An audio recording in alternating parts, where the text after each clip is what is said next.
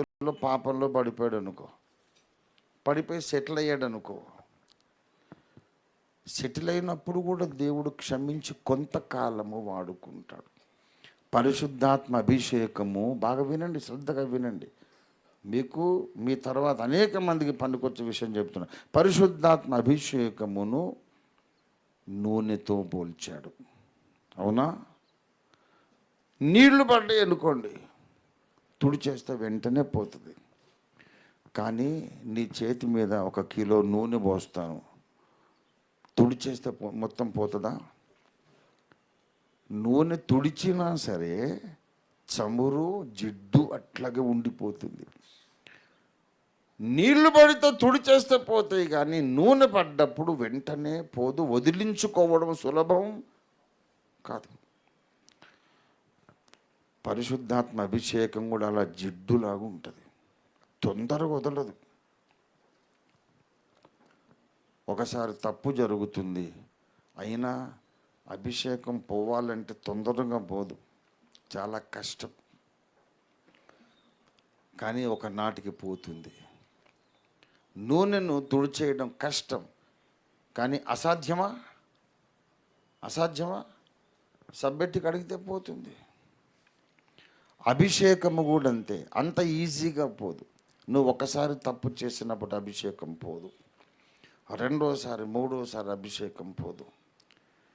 కానీ నీవు అలాగే తప్పు చేస్తూ ఉంటే నీకు తెలియకుండా అభిషేకం వెళ్ళిపోతుంది, అది పోయినట్టు కూడా నీకు తెలియదు.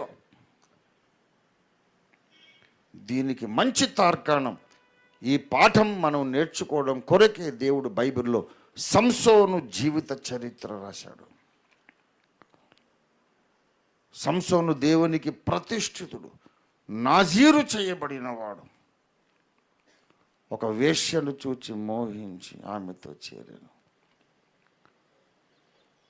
పెళ్ళైనడే ఒక వేశ్యను చూచి చేరా, అభిషేకం పోలేదు.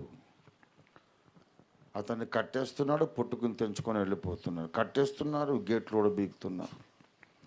దెలీలా ఓడిలో పడుకున్నాడు, లేచి గేట్లు కూడా బీక్కొని పోయాడు. అంటే దెలీలాను సంసోను చేరదీయడం దేవుడు ఆమోదించినట్లు కాదు. ఈయన వేశ్య దగ్గరికి పోతాడు, తప్పులు చేస్తుంటాడు, గేట్లు కూడా బీకుతాడు. That is not the approval of God on his sin. God is not happy. కానీ ఇట్లాగే తప్పు చేస్తూ చేస్తూ చేస్తూ చేస్తూ ఉన్నాడు. ఒకనాటికి దెలీలా తొడ మీద పడుకోబెట్టుకొని శుభ్రంగా గుండు కొరిగింది, అయిపోయింది. యెహోవా హస్తము తనను ఎడబాసెనని సంసోనుకు తెలియలేదు. ఆయనకు తెలియలేదట. నేను చెప్తున్నాను, యెహోవా హస్తము తనను ఎడబాసెనని ఆయనకు తెలియదు. ఏమండి, న్యాయాధిపతి యెహోవా తనను ఎడబాసెనని తెలియలేదు. ఆ దశ వస్తుంది ఏ దైవజనుడికైనా. ఒకసారి తప్పు చేసి నీ అభిషేకాన్ని అనుభవిస్తావేమో, కానీ బ్రతుకంతా తప్పు చేస్తూ చేస్తూ దశాబ్దాల తరబడి పాపం చేస్తూ అభిషేకములో సేవ చేయటము అసాధ్యము, అసాధ్యము, అసాధ్యము. పరిశుద్ధ దేవదూతల సభలో మన దేవుడు మిక్కిలి భయంకరుడు. ఎన్నటెన్నటికి పరిశుద్ధతయే ఆయన మందిరానికి అనుకూలం.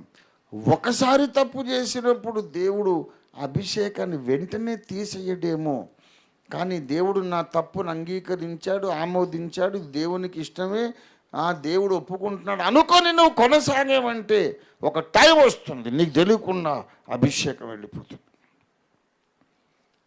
ఎప్పటిలాగా ప్రసంగం చేద్దాం అనుకుంటావు, నీకు రాదు. ఎప్పటిలాగా బలమైన కార్యాలు చేద్దాం అనుకుంటావు, నీకు రాదు. సంసోనుకు అవే కండరాలు ఇంకా ఉన్నాయి, అవే కట్లు తెంచుకోలేకపోతున్నావు. కండరాలు ఉంటే ప్రయోజనం లేదు, వాటి మీద అభిషేకం ఉండాలి. నీకు జ్ఞాపక శక్తి, జ్ఞానము, వాగ్ధాటి, వాక్చాతుర్యం ఉంటే లాభం లేదు. వాక్చాతుర్యం మంచిదే, వాగ్దాటి మంచిదే, వాక్య జ్ఞానం మంచిదే, జ్ఞాపక శక్తి మంచిదే. వీటన్నిటి మీద దేవుడు పోసిన నూనె కాస్తంత ఉండాలి. దేవుడికి స్తోత్రం కలుగును గాక. దేవుడు పోసిన నూనె నీ మీద ఉండాలంటే ఒకసారి బురద తొక్కి, ఒకవేళ తొక్కితే కాళ్ళు కడుక్కోవాలి, కానీ ఎట్లాగో తొక్కినా కదా పర్వాలేదని అక్కడనే పడి దొరలొద్దు పందిలాగా. ఎట్లాగో తొక్కినా కదా కాస్తంత అంటే ఆయంత మొత్తం పూసుకుందాం, అదే బురద గుంటలో దొర్లుదాం అనుకోవద్దు. ఒకసారి తప్పైతే నువ్వు పశ్చాత్తాపడాలి, మారు మనసు పొందాలి, కన్నీరు కార్చాలి, ఉపవాసం ప్రతిష్ఠించుకోవాలి, దేవుని సన్నిధికి రావాలి. ప్రభువా నన్ను క్షమించు, లేకపోతే నా ప్రాణం తీసేసుకోతాడు, నన్ను చంపేసి. పరిశుద్ధత పోయిన తర్వాత నా ప్రాణం ఎందుకయ్యా, అభిషేకం పోయిన తర్వాత నా బ్రతికెందుకయ్యా, చంపేసాయి. నీ దయ ఉంటే క్షమించి, మళ్ళీ అలాంటి తప్పు చేయనయ్యా అని ఏడ్చి దేవుని కృప పొందుకుంటే అభిషేకం ఉంటుంది. కానీ అడిగితే క్షమిస్తాడు కదా అనే ధైర్యంతో తప్పు చేయొద్దు. బాగా వినండి, ఇటర్నల్ ట్రూత్ చెప్తున్నా. ఒప్పుకుంటే క్షమిస్తాడు కదా అనే ధైర్యంతో తప్పు చేసేవాడి మీద అభిషేకం ఉండదు, అభిషేకం ఉండదు. సంసోను గత అయిపోతుంది. తప్పు చేయని మానవుడు ఎవడు లేడు. కానీ దేవునికి కావలసింది ఒప్పుకొని విడిచిపెట్టేవాడు. మన పాపాలను మనం ఒప్పుకొని విడిచిపెట్టేయాలి. దేవుని బిడ్డలారా, దేవుడు ఒకసారి తప్పు చేస్తే, దేవుని బిడ్డలారా, దేవుడు ఒకసారి తప్పు చేస్తే క్షమించి వాడుకుంటాడేమో, కానీ అదే తప్పును 40 సంవత్సరాలు చేస్తూ ఉంటే వాడుకోవడానికి దేవుడు పిచ్చోడు కాదు. If a man is preaching anointed messages with fresh revolution every time, you think he is living in sin? 45 సంవత్సరాలు చెప్పిన ప్రసంగం చెప్పకుండా, ఇప్పుడు నేను చెప్పిన ప్రసంగం కూడా ఎప్పుడు నేను చెప్పలేదు. పోయిన ఆదివారం చెప్పింది ఎప్పుడు చెప్పలేదు. మల్కాజ్గిరిలో చెప్పింది 45 ఏళ్ళ పాటు ఎప్పుడు చెప్పలేదు. నెవర్. చెప్పిన ప్రసంగం మళ్ళీ చెప్పకుండా, పాయింట్లు రాసుకోకుండా చెప్పిన నిన్నే చూశాను అన్నాడు ఐజక్ నాథాన్ గారు.